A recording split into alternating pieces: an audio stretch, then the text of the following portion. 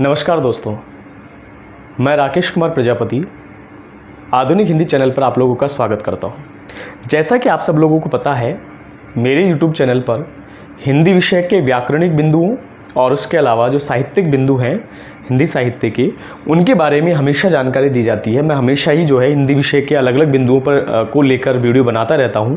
उसी क्रम में आज हम लोग हिंदी व्याकरण के एक बहुत महत्वपूर्ण टॉपिक क्रिया की बात करेंगे। तो चलिए ज़्यादा समय न गंवाते हुए हम अपने टॉपिक क्रिया को स्टार्ट करते हैं। बिल्कुल जीरो लेवल से मैं इसको समझाने का प्रयास करूंगा। जिस किसी ने क्रिया का पहले प्रकार पढ़ा है या क्रिया टॉपिक को पढ़ा है, समझा है, उनके लिए भी, और जो पहली बार इसे पढ़ रहे हैं उनके लिए भी, दोनों के लिए ये वीडियो बहुत लाभकारी रहने वाला है, क्योंकि बिल्कुल एक एक चीज़ को मैं इसमें क्लियर करने वाला हूँ आप लोगों के लिए। तो आइए सबसे पहले क्रिया की बात कर लेते हैं। व्याकरणिक दृष्टि से प्रत्येक बिंदु की अलग अलग परिभाषाएं हो सकती हैं, लेकिन यहाँ पर क्रिया जो शब्द लिखा है उसी से हम इसको समझते हैं। क्रिया शब्द का मतलब है काम करना, यानी हमारे दैनिक जीवन में चारों तरफ का जो वातावरणिक परिवेश है, इस वातावरण में जो भी काम होते हैं उन सब कामों को हम क्रिया कह सकते हैं। चलना फिरना, उठना बैठना, खाना पीना, प्रत्येक तरह के जो काम होते हैं उनको हम क्रिया कहते हैं। अब व्याकरणिक दृष्टि से इसकी परिभाषा क्या होगी उसकी भी बात करेंगे, लेकिन पहले आपने क्रिया को समझा कि कोई भी काम करना, जैसे मैं अभी बोल रहा हूं तो बोलना एक क्रिया है। मैं अभी बोर्ड पर लिख रहा हूं यदि, तो लिखना एक क्रिया है। कोई भी काम जो होता है उसे ही हम क्रिया कहते हैं। तो सबसे पहले अगर इसकी परिभाषा हम लिखें, हो सकता है बोर्ड एग्जाम्स में आपको ये पूछा जाए कि क्रिया की परिभाषा बताइए, तो आप क्या लिखेंगे? उसके लिए मैं आपको एक लाइन में से समझाता हूं कि किसी भी काम का होना, कोई भी काम हो रहा है उसकी हम बात कर रहे हैं, तो किसी भी काम का होना या करना ही क्रिया कहलाता है। ये आप परिभाषा लिख सकते हैं।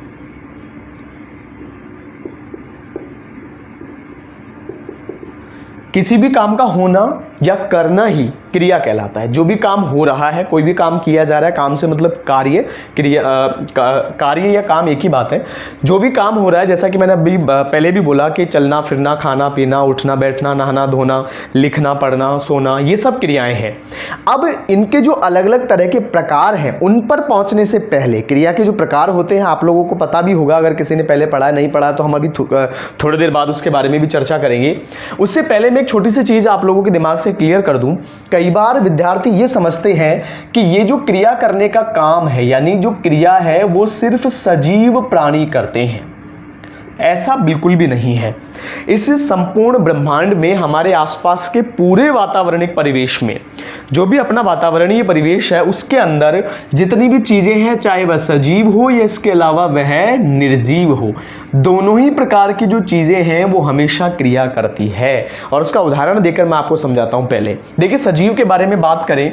मान लीजिए हमारे पास एक सेंटेंस है और उसमें लिखा हुआ है कि राम खाना खा रहा है। यह एक वाक्य है। पहले तो आपको क्या करना है, कोई चिंता का विषय नहीं है, बिल्कुल एक एक चीज को आपको समझना है। व्याकरण बिल्कुल सरल विषय है, लेकिन बस इसको समझने वाला चाहिए। जो इसके कॉन्सेप्ट है उनको क्लियर करते चलें आप।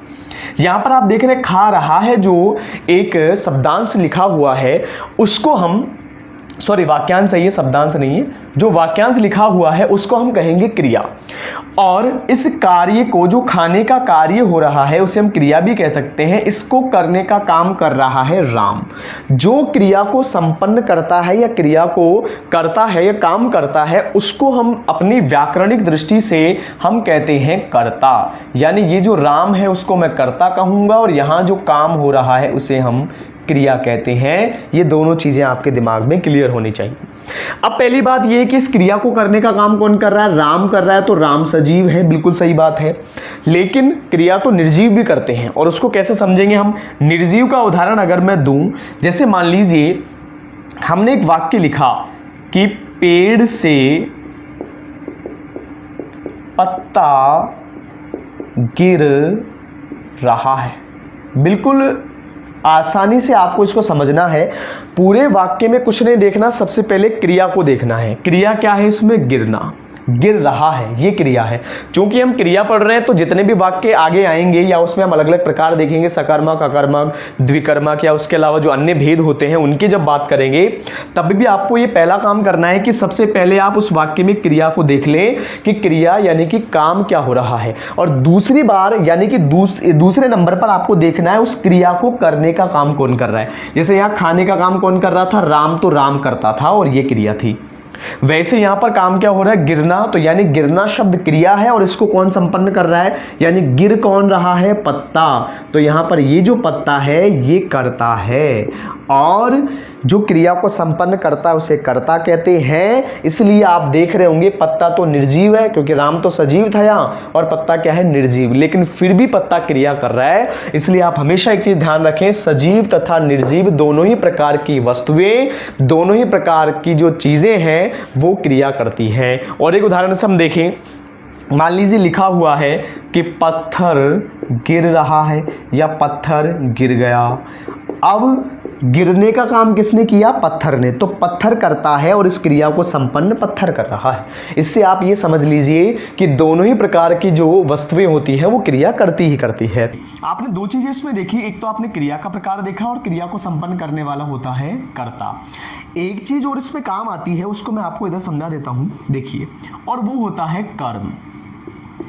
आरबीसी 10वीं कक्षा के जो बोर्ड एग्जाम देने वाले छात्र हैं उनको एक चीज और समझा दूं आपको मैं यहाँ, कि जो कर्म है या जो कर्ता है ये सब कारक के अंदर प्रयोग किए जाते हैं। और कारक का आप लोगों के कोर्स में, आप लोगों के सिलेबस में अलग से टॉपिक है, वहां पर भी हम इसके विषय में चर्चा करेंगे। लेकिन यहाँ क्रिया में ये थोड़ा सा सकर्मक अकर्मक का प्रकार जब हम पढ़ते हैं तो काम आता है, इसलिए हमें इसको पढ़ना जरूरी है। थोड़ा सा मैं समझाऊंगा इसको आपको कि कर्म को पहचानना कैसे है और कैसे पता चले कि कहाँ कर्म है और कहाँ नहीं है। जैसे मैंने लिखा, राम मैदान में क्रिकेट खेल रहा है। चाहे कितना ही बड़ा सेंटेंस क्यों ना हो, उसको अगर आप देखेंगे तो सरलता से आप उसमें कर्म और क्रिया पहचान सकते हैं।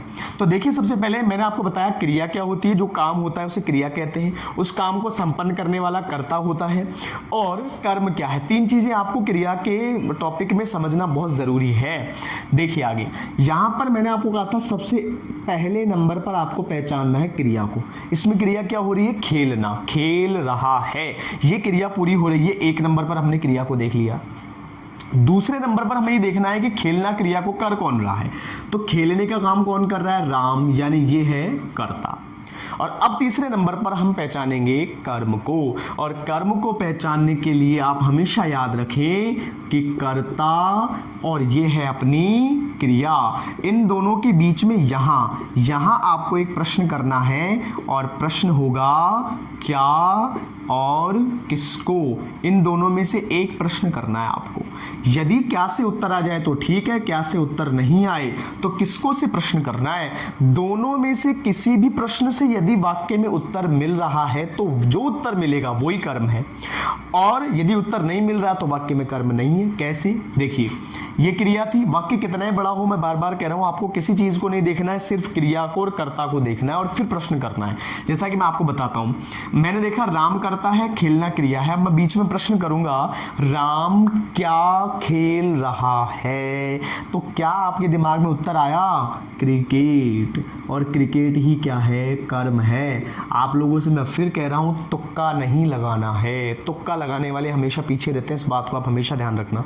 तो इसमें भी आपको तुक्का नहीं लगाना है, आपको सिर्फ जैसा मैं बता रहा हूं वैसा करना है। कितना ही बड़ा सेंटेंस क्यों ना हो, क्रिया को देखना है, कर्ता देखना है, दोनों के बीच में ये प्रश्न करना है। दोनों में से एक प्रश्न का जवाब अवश्य आएगा, और जो जवाब आएगा वही कर्म होगा। दोनों का भी जवाब आ सकता है, द्विकर्मक क्रिया में पढ़ेंगे हम आगे, दोनों का भी जवाब आ सकता है और दो कर्म हो जाएंगे वहां पर, और जहां दो कर्म होंगे वहां द्विकर्मक क्रिया होगी। उसकी चर्चा हम बाद में करेंगे, फिलहाल इसकी बात करते हैं।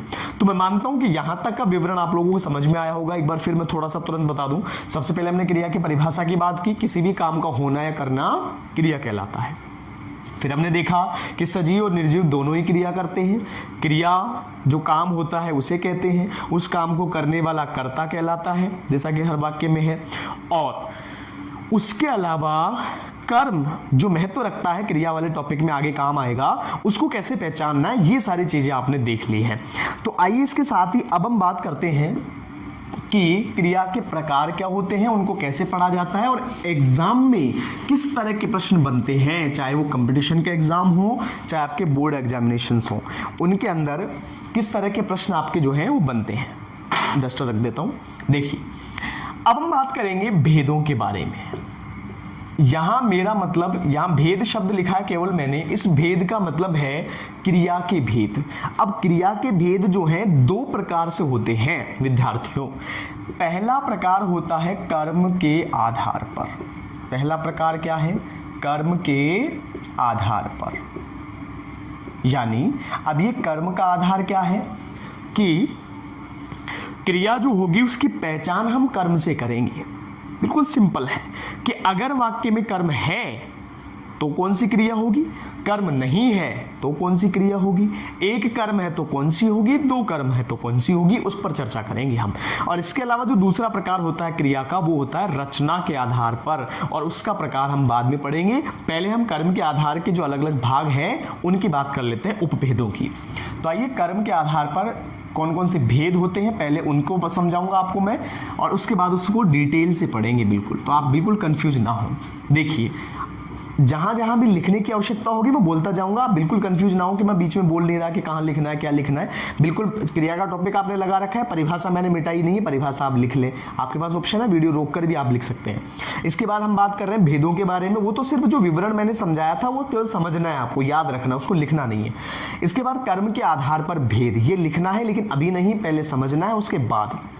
देखिए कर्म के आधार पर, और कर्म के आधार में पहला जो प्रकार होता है उसे हम कहते हैं सकर्मक क्रिया। पहला प्रकार क्या है? सकर्मक क्रिया। दूसरा प्रकार है अकर्मक क्रिया या अकर्मक क्रिया। ठीक है, क्रिया भी लिख देता हूं इधर, अकर्मक क्रिया और सकर्मक क्रिया। वैसे शुद्ध उच्चारण सकर्मक होता है, स का मतलब साथ है। अब इसको समझा देता हूं थोड़ा सा। स का मतलब क्या है यहां? साथ या सहित। कर्म का मतलब आप समझ ही रहे हो, कर्म है, यानी सकर्मक क्रिया वहां होगी। आगे डिटेल से भी पढ़ाऊंगा आपको, चिंता मत करिए, आप आराम से पहले समझिए चीजों को। सकर्मक जो क्रिया है, देखिए हमारे हिंदी में जो वैयाकरण है, वैयाकरण का मतलब है जो व्याकरण का निर्माण करने वाले विद्वान हैं, वो नामकरण ही, यानी इनका नाम इस तरह से रखते हैं कि हमें उसकी आधी चीजें तो नाम से समझ में आ जाती हैं।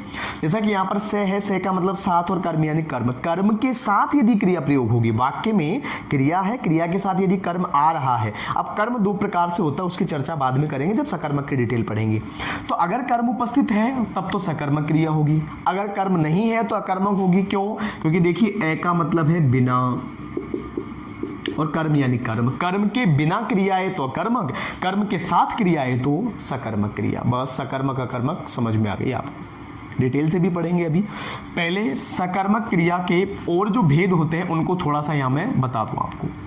पहला जो भेद होता है सकर्मक क्रिया में वो होता है एक कर्मक सकर्मक क्रिया। दूसरा भेद होता है इसका द्विकर्मक सकर्मक क्रिया, या हम केवल ये कह सकते हैं द्विकर्मक क्रिया, कोई दिक्कत नहीं है। अकर्मक क्रिया सिर्फ अकेली है। अब देखिए सकर्मक क्रिया के दो भेद देखिए हमने, एक कर्मक क्रिया और द्विकर्मक क्रिया।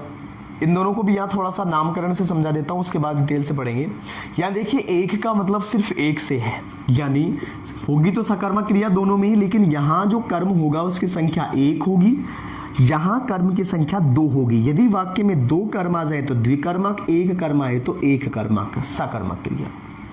ठीक है, तो थोड़ा सा आप ऐसा करें, कर्म के आधार पर भेद लिख के जो मैंने इस तरह से जो ये एक प्रारूप बनाया है वैसे आप इसे अपनी कॉपी में बना लें, वीडियो रोककर। अब देखिए सकर्मक क्रिया की ओर चलते हैं। सबसे पहले सकर्मक क्रिया को बताता हूं आपको मैं क्या है, और फिर अकर्मक पर बढ़ेंगे। तो आइए देखिए, सकर्मक क्रिया की जहां तक बात है, पहले परिभाषा की चर्चा करेंगे और उसके बाद में इसे डिटेल से पढ़ेंगे, क्योंकि परिभाषा भी आपको याद रखना जरूरी है। हो सकता है एग्जाम में आपसे सिर्फ परिभाषा ही पूछ ले कि सकर्मक क्रिया की परिभाषा बताइए। तो सकर्मक क्रिया देखिए, इसमें हम एक लाइन लिखेंगे कि वाक्य में, यदि वाक्य में, ऐसा लिखिए, यदि वाक्य में क्रिया के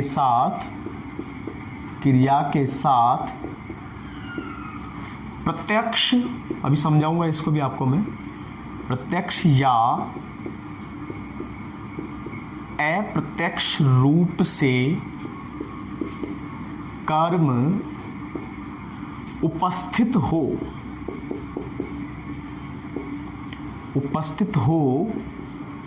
आप बाकी वाक्य आप बना लेंगे।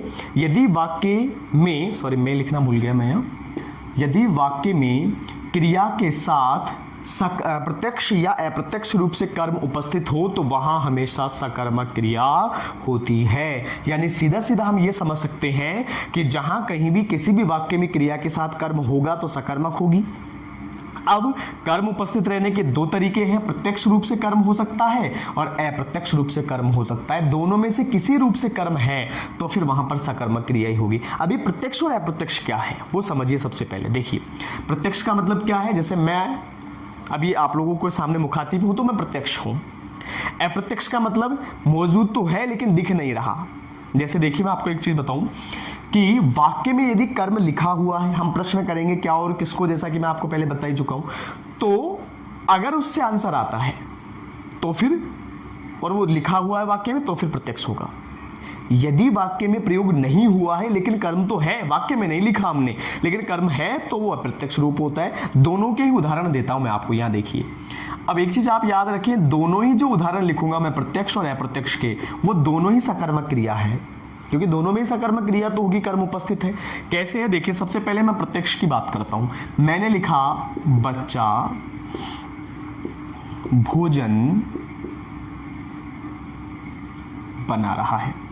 रुकिए, बच्चा भोजन बना रहा है नहीं, राम भोजन बना रहा है। राम भोजन बना रहा है। ये मैंने एक सेंटेंस लिखा आपके सामने, खूब सारे उदाहरण से आपको समझाऊंगा, आप तसल्ली से देखिए। राम भोजन बना रहा है, मैंने आपसे कहा था सबसे पहले वाक्य में सिर्फ क्रिया देखनी है, काम क्या हो रहा है, बनाने का। कोई भी चीज बनाई जा रही, क्रिया हो रही बनाना, बस। अब इस बनाना क्रिया को कौन कर रहा है, राम। पहले हमने क्रिया देखी और फिर देखा हमने कर्ता को। अब हम यहां प्रश्न करेंगे कर्म को देखने के लिए कि कर्म वाक्य में है या नहीं है, और उसका तरीका मैं आपको पहले ही बता चुका हूं कि कर्म को वाक्य में कैसे पहचानते हैं। और आप चाहे तो एक नोट लगाकर या नीचे लिख लें, आप जहां आपने परिभाषा लिखी है वहां, कि कर्म को पहचानने के लिए कर्ता और क्रिया के बीच में क्या और किसको से प्रश्न किया जाता है और जो उत्तर मिलता है वही कर्म होता है। अब उत्तर प्रत्यक्ष भी हो सकता है, अप्रत्यक्ष भी, ठीक है, आप लिख सकते हैं। आइए अब मैं आपको यहां पर बताता हूं कि राम करता है और बना रहा क्रिया है। अब प्रश्न करिए आप कि राम क्या बना रहा है। उत्तर आपके सामने है, राम भोजन बना रहा है, और ये जो भोजन है यही कर्म है। और चूंकि वाक्य में कर्म उपस्थित है तो क्रिया कौन सी होगी, सकर्मक क्रिया। क्लियर हो गया। और उदाहरण देखो, बच्चे क्रिकेट खेल रहे हैं। बच्चे क्रिकेट खेल रहे हैं, ये एक सेंटेंस है, मान लीजिए बच्चे क्रिकेट खेल रहे हैं। अब इस सेंटेंस में क्या है, मैंने कहा था फर्स्ट नंबर पे सिर्फ क्रिया को देखना है, तो खेलना क्रिया है। कौन खेल रहा है, बच्चे, तो बच्चे करता है। अब प्रश्न करेंगे हम, बच्चे क्या खेल रहे हैं, और हमारे पास प्रत्यक्ष उत्तर है बच्चे क्रिकेट खेल रहे हैं। ये क्रिकेट कर्म है और ये क्रिया हो गई सकर्मक क्रिया। एक उदाहरण और देखिए आप, श्वेता गाना गा रही है। गाना गा रही है, ये गाना गा रही है शब्द हो गया साहब। अब इसमें आप देखिए फर्स्ट नंबर पर आपको क्या देखना है, सिर्फ क्रिया को देखना, गा रही क्रिया है, एक नंबर पर आ गया। दूसरे नंबर पर मैंने कहा था गाने का काम कौन कर रहा है, श्वेता, तो श्वेता करता है, इजी है बिल्कुल। अब प्रश्न करिए, श्वेता क्या गा रही है, गाना। ये गाना कर्म है और क्रिया क्या है, सकर्मक क्रिया। और देखिए नहीं समझ में आ रहा तो, बालक दूध पी रहा है, ये लीजिए, बालक दूध पी रहा है, ये मैंने एक सेंटेंस लिखा। फिर मैंने कहा किसी चीज को नहीं देखना, पूरे वाक्य में कितना ही लंबा वाक्य हो, सिर्फ एक चीज देखनी है आपको क्रिया पहचानने के लिए कि काम क्या हो रहा है। काम क्या हो रहा है, पीने का, तो पीना क्रिया है। कौन कर रहा है, बच्चा कर रहा है, बालक कर रहा है, तो बालक करता है। अब प्रश्न कर लो सीधा सीधा कर्ता और क्रिया के बीच में कि बालक क्या पी रहा है, दूध पी रहा है, तो दूध कर्म है और क्रिया है सकर्मक। ये प्रत्यक्ष रूप था कर्म का। क्यों, क्योंकि वाक्य में कर्म आपको दिखाई दे रहा है।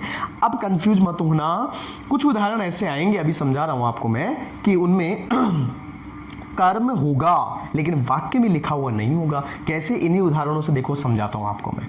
लेकिन क्रिया उसमें भी सकर्मक ही होगी बालकों। देखिए कैसे लिखा हमने कि राम भोजन बना रहा है। मान लीजिए इसको मैं ऐसा लिखकर केवल ये लिखूं कि राम, रसोई घर में राम खड़ा है और किसी ने कहा राम बना रहा है। राम बना रहा है, अब राम क्या बना रहा है? भोजन बना रहा है, लड्डू बना रहा है, आइसक्रीम बना रहा है, चॉकलेट बना रहा है, कुछ तो बना रहा है। और ये बनाना हो गई क्रिया और राम हो गया कर्ता। कर्ता हो गया ना। वही प्रश्न आप यहां भी दोहरा सकते हैं, राम क्या बना रहा है। अब उत्तर इसमें लिखा हुआ नहीं है, लेकिन क्या दिमाग में उत्तर नहीं आ रहा कि राम कुछ न कुछ बना रहा होगा, तभी तो हम उसको कह रहे हैं कि राम बना रहा है। बिना बनाए तो नहीं कह सकते।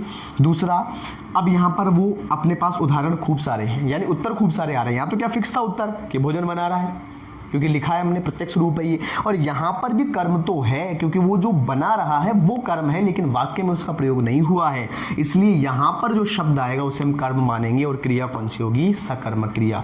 इस उदाहरण में बहुत सारे बच्चे कंफ्यूज होते हैं, क्योंकि उनको लगता है कि यहां पर तो प्रश्न किया राम क्या बना रहा है, भोजन, उत्तर आ गया सकर्मक क्रिया। राम क्या बना रहा है, उत्तर लिखा हुआ नहीं अकर्मक क्रिया। गलत है। अगर आप इस वाक्य में, इस सेंटेंस में अकर्मक क्रिया लिखते हैं तो गलत हो जाएगा आपका। इसीलिए इस चीज को ध्यान दें कि यहां पर कर्म है, वाक्य में उसका प्रयोग नहीं हुआ, इसीलिए उसको अप्रत्यक्ष रूप बोला जाता है। अगले उदाहरण में आप देखिए, बच्चे क्रिकेट खेल रहे हैं। अब यहां पर मैं सिर्फ यही लिख दूं कि बच्चे खेल रहे हैं, ये लीजिए। अब यहां पर खेलना क्रिया है, बच्चे करता है। अब मैं प्रश्न करूं कि बच्चे क्या खेल रहे हैं, इसमें चूंकि उत्तर लिखा हुआ नहीं है, इसका मतलब ये नहीं कि हम इसको अकर्मक कह दें, नहीं। बच्चे क्या खेल रहे हैं इससे उत्तर नहीं आ रहा, लेकिन बच्चे कुछ तो खेल रहे होंगे और उसका जवाब हमारे दिमाग में आ रहा है। कैसे? बच्चे क्या खेल रहे हैं? बच्चे क्रिकेट खेल रहे हैं, फुटबॉल खेल रहे हैं, बैडमिंटन खेल रहे हैं, कुछ भी खेल रहे हैं, और जो खेल रहे हैं वो कर्म है और ये सकर्मक क्रिया है। जैसे श्वेता गाना गा रही है। अब मैं यहां पर इसको ऐसे लिखूं, श्वेता गा रही है, सिर्फ यही लिखा मैंने, तो ये अकर्मक क्रिया नहीं है, ये सकर्मक है। कैसे है? श्वेता क्या गा रही है? वो गाना गा रही है, भजन गा रही है, जो कुछ भी गा रही है वही कर्म है, लेकिन वाक्य में उसका प्रयोग नहीं हुआ, तब भी इसमें सकर्मक क्रिया ही होगी। अब आप सोच रहे होंगे इधर वाले उदाहरण मैंने यहां लिख दिए, एक नया उदाहरण भी आपको देता हूं मैं इसके अलावा। जैसे मैंने लिखा, बच्चा खा रहा है। बच्चा क्या कर रहा है? खा रहा है। अब आप देखिए यहां पर खाना क्रिया है, बच्चा करता है। अब हम प्रश्न करें कि बच्चा क्या खा रहा है, वाक्य में उत्तर लिखा हुआ नहीं है, यानी इसमें कर्म यहां लिखा हुआ नहीं। कर्म तो है, क्यों है? क्योंकि खाना क्रिया ऐसी है कि दिमाग में आती कोई ना कोई चीज जरूर होगी जिसको खाया जाएगा, और जो चीज होगी वही कर्म है। वाक्य में उसको नहीं लिखा हमने बस। कैसे? यहाँ पर मान लीजिए बच्चा क्या खा रहा है, तो उत्तर आ जाएगा आइसक्रीम खा रहा है, लड्डू खा रहा है, रोटी खा रहा है, कुछ भी खा रहा है, और जो चीज़ खा रहा है वही कर्म है और इसमें सकर्मक क्रिया है। ठीक है, तो इस तरह से हमने सकर्मक क्रिया को देखा। मित्रों, सकर्मक क्रिया को मैंने इस तरह से आपको समझाया है। इसके जो कुछ प्रकार है, जैसा कि मैंने पहले बताया, एक कर्मक और द्विकर्मक, उनके ऊपर आपको लेकर चलता हूं, तब तक आप इसे लिख लें। मैं इसको मिटा देता हूं। आपके पास ऑप्शन है, आप वीडियो रोक कर लिख सकते हैं। ये सारे उदाहरण भी लिख लें आप, और ये परिभाषा। तो आइए आगे चलते हैं। आगे जब हम बात करेंगे तो सकर्मक क्रिया के आगे इसके दो प्रकार मैं आपको बता रहा था। सबसे पहला प्रकार मैंने बताया था एक कर्मक, एक कर्मक सकर्मक क्रिया। इस चीज को आप ऐसे समझें कि होगी इसमें एक कर्मक के जितने भी उदाहरण होंगे उनमें होगी तो सकर्मक ही, क्योंकि सकर्मक का ही तो प्रकार है, लेकिन उसमें सिर्फ एक कर्म होगा, इसलिए ये एक कर्मक हो जाएगी। कैसे? अभी जो हमने सारे उदाहरण लिखे थे वो सारे उदाहरण ही एक कर्मक के थे। कैसे हैं? जैसे मैंने कहा, जैसे सीता पुस्तक पढ़ रही है, सीता पुस्तक पढ़ रही है, ये एक उदाहरण अपने पास। अब वही चीज यहां पर लागू हो रही है, पढ़ना क्रिया है, सीता करता है। प्रश्न करेंगे सीता क्या पढ़ रही है? पुस्तक, एक कर्म आ गया। इसके अलावा कोई और कर्म वाक्य में नहीं है, एक ही कर्म आया, इसलिए एक कर्मक सकर्मक क्रिया है। बस और कुछ नहीं इसमें समझने जैसा। अगर आप इसकी परिभाषा लिखना चाहते हैं एक कर्मक की, तो आप लिख सकते हैं कि वाक्य में क्रिया के साथ जहां एक कर्म उपस्थित होता है वहां एक कर्मक सकर्मक क्रिया होती है।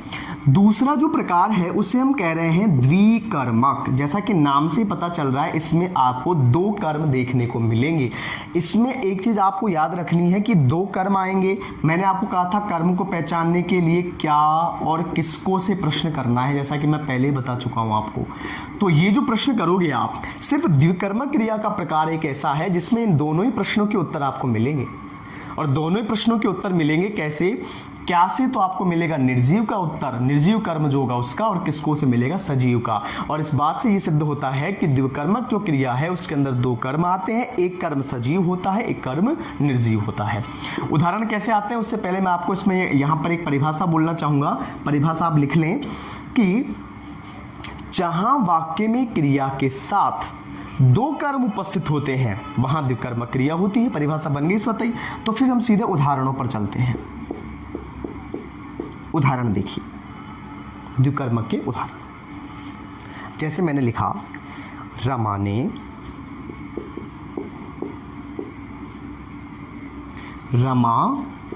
ने सुधा को पुस्तक दी। कुछ नहीं करना है, वाक्य बड़ा है तब भी आपको कंफ्यूज नहीं होना है। मैंने आपको पहले ही कहा था कि सिर्फ आपको क्रिया देखनी है। इस पूरे वाक्य में काम क्या हो रहा है? देने का। दी क्रिया है इसमें। कौन दे रहा है? रमा। तो रमा करता है। बस अब आप और चीजों को भूल जाओ चाहे। अब आपको प्रश्न करना सीधा, अब आपको सीधा प्रश्न करना है कि रमा ने सुधा को क्या दी? पुस्तक। किसको दी? सुधा को। एक कर्म तो हो गई पुस्तक और दूसरा कर्म हो गई सुधा। जैसा कि मैंने आपको कहा था, क्या से तो अपना उत्तर आ रहा है पुस्तक, और किसको से उत्तर आ रहा है अपना? सुधा। इसका मतलब इस वाक्य में दो कर्म आए हैं और दो कर्म आने के कारण इसमें द्विकर्मक सकर्मक क्रिया है, और आपको डायरेक्ट इसमें द्विकर्मक क्रिया ही लिखना है। अगर एग्जाम में आए तो द्विकर्मक क्रिया लिखना है। हमने लिखा, रमेश ने राम को पत्र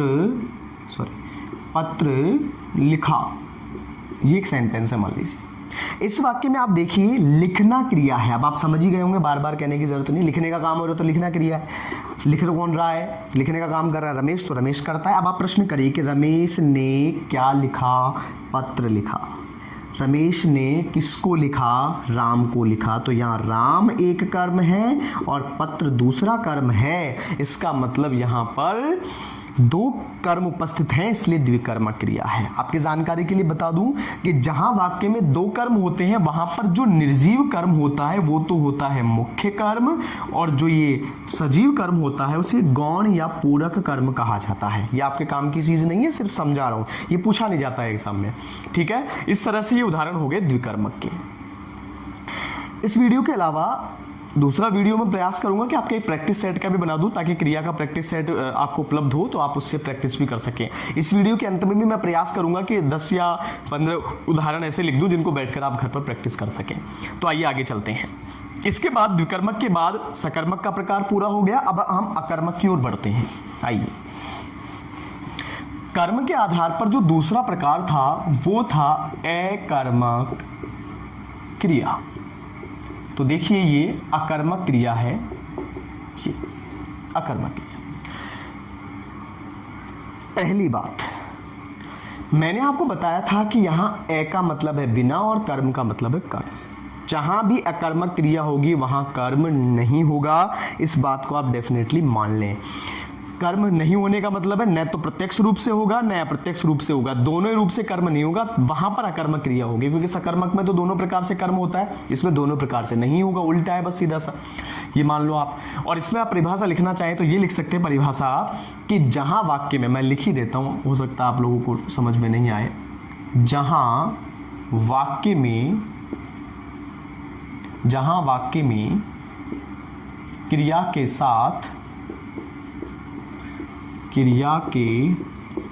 साथ कर्म उपस्थित ना हो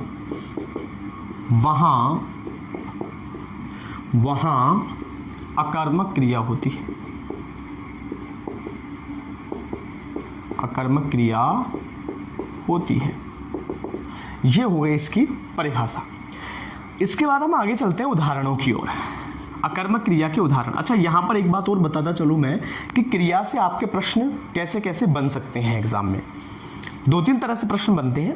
पहला तो ये हो सकता है कि डायरेक्टली आपको नाम दे दिया जाए कि अकर्मक क्रिया को की परिभाषा लिखते हुए उदाहरण देकर समझाइए, तो आपको पहले परिभाषा लिखनी होगी फिर इसके उदाहरण। दूसरा प्रकार है 2 चीजों में कंपैरिजन करके प्रश्न कर लिया जाए कि अकर्मक और सकर्मक क्रिया में अंतर बताइए, तो दोनों की परिभाषाएं आपको याद होनी चाहिए और उदाहरण इसके। इसके अलावा हो सकता है कि कोई आपको एक उदाहरण दे दिया जाए, जैसे सकर्मक की बात करें, आपको उदाहरण दे दिया जाए राम भोजन बना रहा है, बताइए इस वाक्य में कौन सी क्रिया है, तो फिर आपको वहां बताना पड़ेगा कि इसमें सकर्मक क्रिया है। हो सकता है साथ ही साथ परिभाषा भी पूछ ले, तो परिभाषा भी आपको लिखनी पड़ेगी। इसलिए जो जो चीजें पॉसिबल है एग्जाम में पूछी जानी, उन सब पर मैं यहाँ पर आपको गौर से जो है समझा रहा हूँ, उन सब पर मैं चर्चा कर रहा हूँ। आइए उदाहरणों की बात करते हैं। तो सबसे पहला उदाहरण हम लेते हैं कि बच्चा सो रहा है। ये एक वाक्य मान लीजिए। हो सकता है कई विद्यार्थियों के दिमाग में ये आ रहा हो कि इसमें हो सकता है कहीं अकर्मक इसमें हो सकता है प्रत्यक्ष कर्म हो कहीं पर, उसका भी मैं आपको भी एक तरीके से समझाऊंगा, उसका भी इलाज है मेरे पास। सुनिए कैसे। मैंने सिर्फ आपको जो चीज समझाई है, मैंने ये बताया है आपको, और भी धीमे तरीके से आपको समझाता हूं। वाक्य में सबसे पहले आपको सिर्फ क्रिया देखनी है, और क्रिया क्या हो रही है इसमें? सोना, सोने का काम हो रहा है बस। दूसरे नंबर पर आपको देखना है उस क्रिया को कौन कर रहा है, तो सोने का काम कौन कर रहा है? बच्चा, ये करता है। अब प्रश्न दोहराओ, बच्चा क्या सो रहा है? क्या कोई उत्तर आ रहा है क्या? प्रत्यक्ष तो चलो है ही नहीं इसमें लिखा हुआ, लेकिन क्या है प्रत्यक्ष भी आ रहा है कि कोई उत्तर? जैसे मैं ऐसा कहूं, यहां पर मैं सोना ना लिखकर खाना लिखता भी, बच्चा खा रहा है, तो आप में से अनेक विद्यार्थी उत्तर दे देते कि बच्चा खा रहा है, बच्चा आइसक्रीम खा रहा है, लड्डू खा रहा है, भोजन खा रहा है, रोटी खा रहा है। अब मैंने लिखा बच्चा क्या सो रहा है, तो क्या इसका कोई उत्तर आ रहा है क्या? बच्चा क्या सो रहा है? कोई उत्तर नहीं है। इसका मतलब अकर्मक क्रिया है, इसमें कर्म हो ही नहीं सकता। हो ही नहीं सकता का मतलब मेरा ये है कि इसमें सोना जो क्रिया प्रयोग हो रही है उसमें न तो प्रत्यक्ष और ना ही अप्रत्यक्ष, दोनों ही परिस्थितियों में यहां पर कर्म उपस्थित नहीं है। आइए अगले उदाहरण की बात करते हैं। जैसे घोड़ा दौड़ता है। अगला उदाहरण क्या है? घोड़ा दौड़ता है। मान लीजिए ये अपना एक अगला उदाहरण है। अब आप यहां पर देखिए, दौड़ना क्रिया है। मैं आपको एक चीज और क्लियर कर दूं, कभी भी बच्चे के बहुत बार इस तरह की गलतियां करते हैं, कभी भी सिर्फ क्रिया से पहले प्रश्न मत करना। जैसे ये की वाक्य में आपको एक उदाहरण देकर बताता हूँ गलतियां कैसे होती हैं। इस उदाहरण में अगर हम प्रश्न करें कि दौड़ना क्रिया है, और मैं प्रश्न करूँ सीधा ही कि क्या दौड़ता है, तो उत्तर मिल रहा है घोड़ा, तो घोड़ा कर्म थोड़ी है, नहीं। इसीलिए मैंने शुरू में आपको बताया था कि कर्ता और क्रिया दोनों के बीच में प्रश्न करना है। तो दौड़ना क्रिया है, 1 नंबर पर हमने देख लिया, और कौन दौड़ रहा है? घोड़ा दौड़ रहा है, तो ये तो कर्ता है। अब प्रश्न करना है घोड़ा क्या दौड़ता है, तो क्या इसका कोई उत्तर आ रहा है कि क्या दौड़ता है? मैंने प्रश्न किया घोड़ा क्या दौड़ता है, तो कोई उत्तर इसका नहीं मिल रहा, न तो प्रत्यक्ष है और ना ही अप्रत्यक्ष। इसका मतलब इस तरह के वाक्यों में या इस वाक्य में अकर्मक क्रिया का प्रयोग हुआ है। और देखिए इसके अलावा, जैसे मैं ऐसा कहूं पक्षी उड़ रहे हैं, पक्षी उड़ रहे हैं, ये एक वाक्य है। इस वाक्य में वही आपको हमेशा क्रिया में एक चीज याद रखनी कि जो मैं समझा रहा हूं आपको, सबसे पहले क्रिया देखनी है हो क्या रहा है। क्रिया क्या हो रही है? उड़ना। उड़ना क्रिया हो रही है। कौन उड़ रहा है भाई? उड़ने का काम कौन कर रहा है? ये पक्षी कर रहा है। तो पक्षी तो हो गया कर्ता, और ये हो गया, ये जो वाक्यांश है ये हो गया क्रिया। अब हम बात करेंगे यहाँ पर कर्ता और क्रिया के बीच में प्रश्न करेंगे, पक्षी क्या उड़ रहे हैं, तो क्या इसमें कोई उत्तर आया क्या? कोई उत्तर नहीं आया। इसका मतलब ये क्या है? अकर्मक क्रिया है। इसी तरह के वीडियो के लास्ट में इसी तरह के 10 से 15 उदाहरण अभी मैं लिखने वाला हूं, उनकी आप प्रैक्टिस करें, और जिस किसी भी उदाहरण में आपको दिक्कत आए तो कमेंट बॉक्स में आप लिखें उसे, बिल्कुल मैं उसे वहीं पर कमेंट बॉक्स में आपको बिल्कुल क्लियर करके दूंगा कि उसमें किस तरह की क्रिया का प्रयोग हुआ और क्यों हुआ है, दोनों तरीके से। ठीक है, तो आप प्रयास भी करें, वहां पर प्रैक्टिस करें। इस तरह से सकर्मक अकर्मक के प्रयोग तो हमने देख लिए कि अकर्मक क्रिया कैसे होती है, सकर्मक कैसे होती है। तो सकर्मक और अकर्मक के प्रकार तो आपने देख लिए। इसमें एक छोटी सी विशेष बात और मैं आपको बताने जा रहा हूं। देखिए कैसे कि कई बार उदाहरण इस तरह के होते हैं कि हम कंफ्यूज हो जाते हैं कि इसमें सकर्मक क्रिया होगी या अकर्मक क्रिया का प्रकार होगा। जैसे मैं एक उदाहरण से आपको समझाता हूं। लिखा हुआ हो, मान लीजिए कि किसान की फसल कट रही है। एक तो ये सेंटेंस है, किसान की फसल कट रही है। और इसी प्रकार का मान लीजिए एक दूसरा उदाहरण लिखा हुआ है कि किसान फसल काट रहा है। दोनों एक ही तरह के सेंटेंस हैं। देखिए अगर इन चीजों को आपने समझ लिया तो फिर पूरा वाक्य न आकर सिर्फ एक शब्द भी यदि आ गया तब भी आप बता पाएंगे क्रिया शब्द को देखकर भी कि इसमें कौन सी क्रिया का प्रयोग हुआ है। आसानी से आप इसे समझ सकते हैं अगर आपने शुरू से वीडियो को ध्यानपूर्वक देखा है। देखिए कैसे, यहां पर लिखा हुआ है कट रही है, यानी यहां पर कटना क्रिया है। मैंने आपको कहा था क्रिया को जो पूर्ण करता है, क्रिया को संपन्न करने का जो काम करता है उसे कर्ता कहते हैं। तो इस फसल को जो कटना जो काम है, कटने का काम कौन कर रहा है मुझे ये बताइए आप। कटने का काम किसान कर रहा है या फसल कर रही है? कट कौन रहा है? कट रही है फसल। गौर से देखना और समझना इस बात को। यहां काटना क्रिया नहीं है, कटना क्रिया है। और कटने का काम कौन कर रही है? फसल कर रही है। तो फसल तो है कर्ता और ये है क्रिया। अब आप प्रश्न कीजिए कि फसल क्या कट रही है? क्या कोई उत्तर आ रहा है? क्या नहीं आ रहा? इसका मतलब ये वाक्य हो गया अपना अकर्मक क्रिया का उदाहरण है। उसी क्रम में अगले उदाहरण की बात करें, किसान फसल काट रहा है। देखिए कितने सिमिलियर उदाहरण हैं और दोनों के अंदर क्रियाएं अलग अलग है। आप देखिए कैसे। और ऐसे कंपटीशन एग्जाम्स में से ऐसे उदाहरण पूछे जाते हैं अधिकांशतः। हम सबसे पहले क्रिया पर चलेंगे। जैसा कि मैंने आपको बताया क्रिया है यहाँ पर काट रहा है, काटना क्रिया है। ये काटने का काम कौन कर रहा है? जैसे आपसे अभी पूछा जाए कि इस वीडियो में लिखने का काम कौन कर रहा है, तो मैं कर रहा हूं, मैं करता हूं। वैसे ही काटने का काम कौन कर रहा है? किसान कर रहा है। तो किसान क्या है? करता है। ये किसान तो हो गया कर्ता और ये हो गई क्रिया।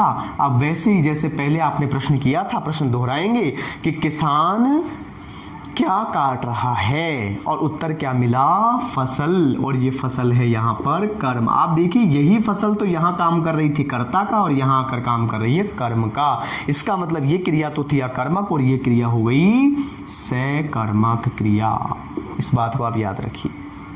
इसलिए पहले वाक्य को तसल्ली से पढ़ें। मैं बार बार इसलिए जोर दे रहा हूं इस बात पर कि आपको पहले क्रिया को देखना है, उसके बाद में कर्ता देखना है, कर्ता कौन है उस वाक्य में, और फिर आपको कर्म को पहचानने का प्रयास करना है कि कर्म उसमें कौन सा होगा।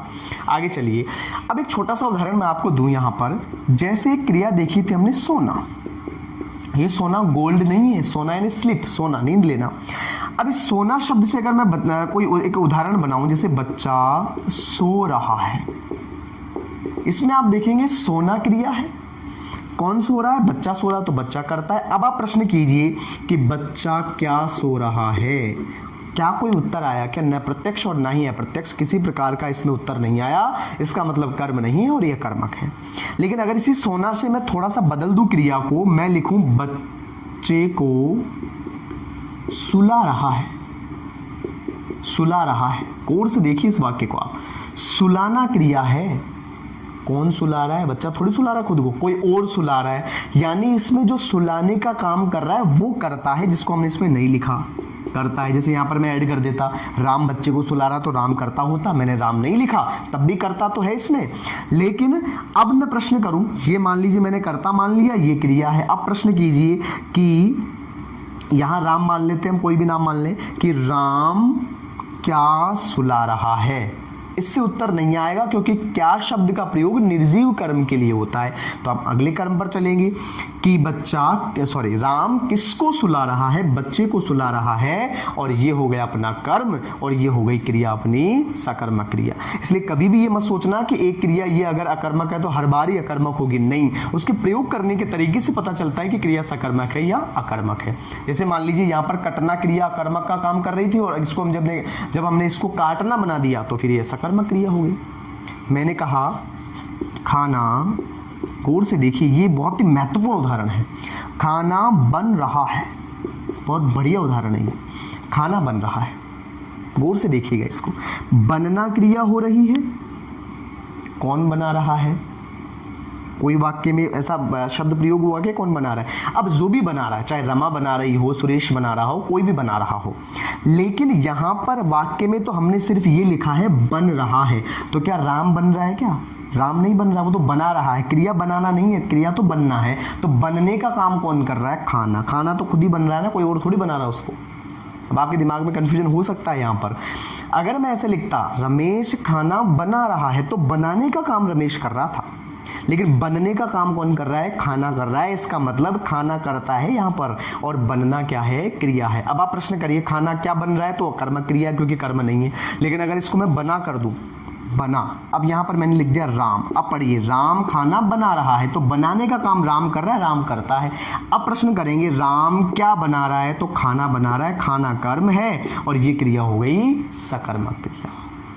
इस तरह से सकर्मक और अकर्मक क्रिया जो कि कर्म के आधार पर थी, मैं फिर दोहरा रहा हूं आपके लिए, कर्म के आधार पर क्रिया के मुख्य रूप से दो भेद हैं, सकर्मक और अकर्मक। सकर्मक क्रिया को हम फिर से दो भागों में बांटते हैं, एक कर्मक सकर्मक और द्विकर्मक सकर्मक। एक चीज छोटी सी मैं आपको और बता दूं, यहां पर हो सकता है कुछ विद्वान साथी इस वीडियो को देख रहे हो, तो उनके लिए एक चीज बता दूं मैं कि सकर्मक क्रिया को पूर्ण सकर्मक और अपूर्ण सकर्मक के रूप में भी बांटते हैं। लेकिन जिस लेवल को, जिस स्तर को लेकर, देखिए व्याकरण का ज्ञान गहनतम है, जितना चाहे उतना आप निचले स्तर तक पहुंचे उतना ही ज्यादा गहराई में उतरेगा। लेकिन यहां पर जिस स्तर को लेकर मैंने वीडियो बनाया है उसमें इतने गहराई तक जाने की जरूरत नहीं है। यहां पर जितनी चीजें मैंने बताई है वो आप लोगों के लिए सफिशिएंट है। ठीक है, अब देखिए, तो सकर्मक अकर्मक क्रिया को हमने देख लिया। अब कर्म के आधार पर दूसरे भेद की ओर बढ़ेंगे, रचना के आधार पर क्रिया भेद।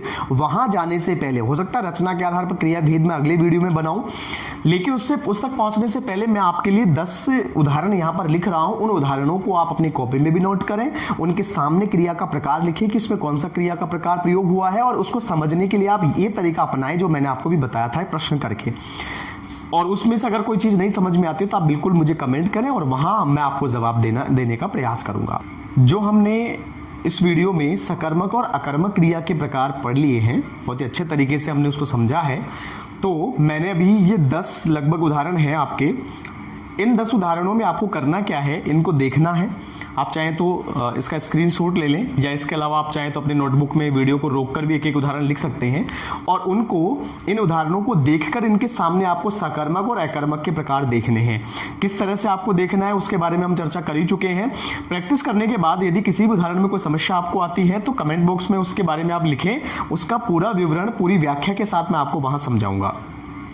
इसके अलावा वीडियो को आप लाइक करें, शेयर करें, सब्सक्राइब कर लें चैनल। मैंने पहले भी कहा है, सब्सक्राइब से फायदा आपका ये होगा, उसमें कोई चार्ज नहीं लग रहा, आपका बिल्कुल फ्री है। उसमें फायदा ये होगा आपका कि आने वाले जो वीडियोस आएंगे मेरे, तो वो तुरंत ही आप लोगों तक नोटिफिकेशन के द्वारा पहुंच जाएंगे, ताकि आप समय न गंवाते हुए उसे कंप्लीट कर सकें। तो इन उदाहरणों को आप कंप्लीट कर लें। इसके बाद रचना के आधार पर जो क्रिया के भेद हैं वो हम नेक्स्ट वीडियो में कंप्लीट करेंगे। तब तक के लिए धन्यवाद।